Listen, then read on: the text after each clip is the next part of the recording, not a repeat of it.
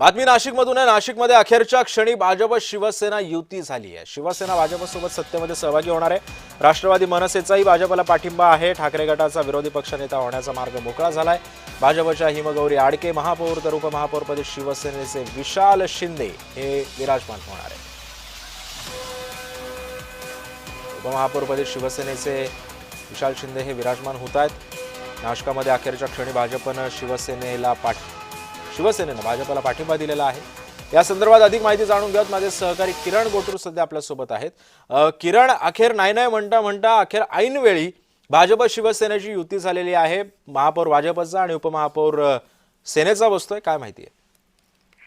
सिद्धेश, महत्वाची बातमी ही म्हणावी लागेल। काल अगदी रात्रीपर्यंत भाजप शिवसेनेची युती होणार नाही असं चित्र नाशिकमध्ये बघायला मिळत होतं।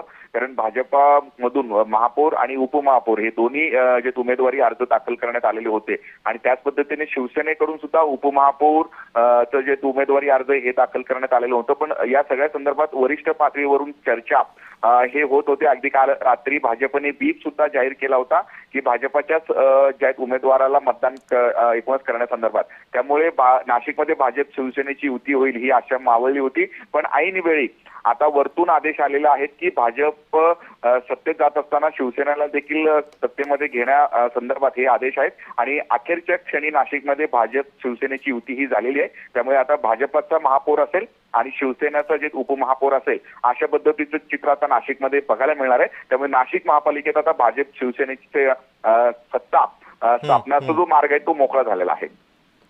नक्कीच, धन्यवाद किरण, तुम्ही दिलेल्या सविस्तर माहितीबद्दल।